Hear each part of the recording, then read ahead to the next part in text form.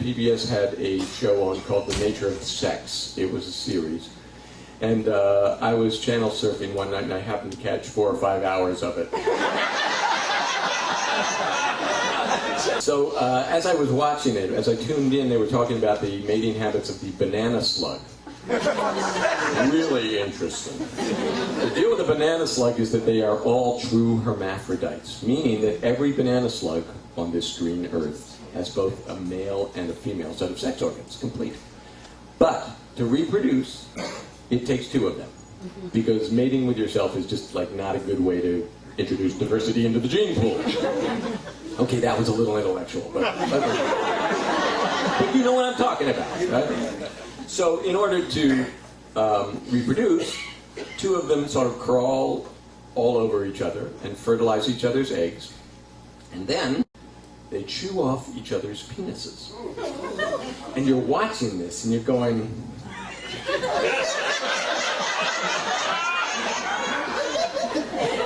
and that's gotta feel good or they wouldn't do it, right?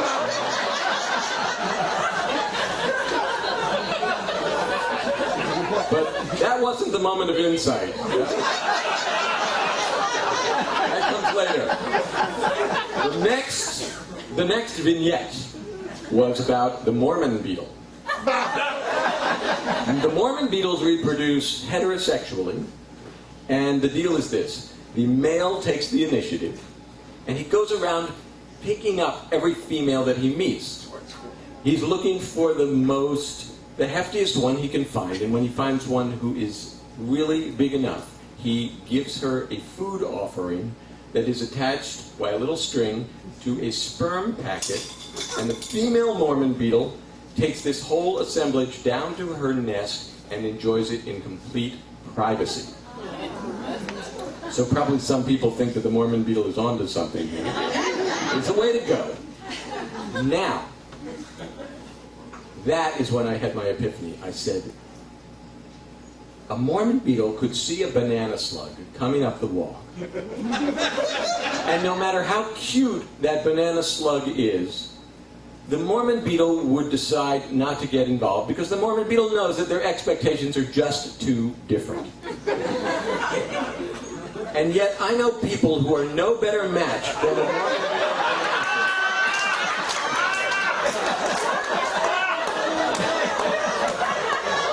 Together, they get married, they have kids, and they think it's going to work out. What are they thinking?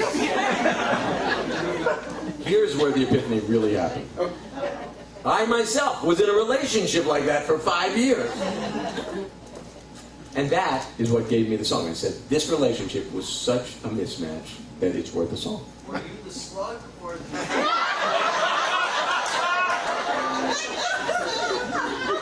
You be the judge. I was a recluse.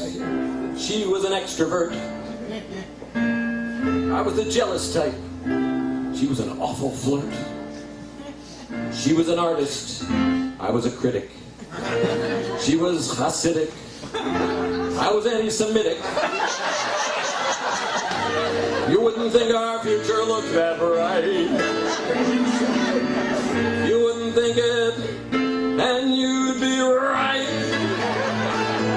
It was a goddamn nightmare from the get. Whatever I was, she was the opposite. I don't know why she picked me. I don't know why I fell. I only know that this match, it was a mismatch made in hell.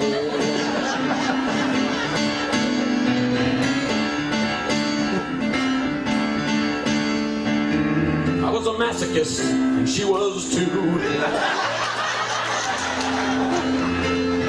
We'd be all dressed up, know when to turn the screw. I was a Virgo, she was a Leo. I was a retro, she was a neo. I was a tightwad, she was a spending spree. I was a leg man, she was an amputee. As anyone with half a brain could tell, this old jello, it wasn't gonna gel. Fiasco met disaster, catastrophe befell. There's no explaining this match. It was a mismatch made in hell.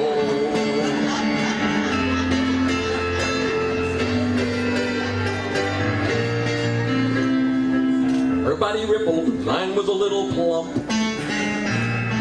Hers was a temple, mine was a toxic dump. She was a hiker, I was a biker. I was a drinker, she was a thinker. She was a touchy-feely Birkenstock. I was a cold and steely slab of rock. They would say that opposites attract. They would say it, that's 'cause it's a fact. And we're still chained together, two prisoners in one cell. There's no escape from this match. No escape from this match. No escape! It's match made in hell.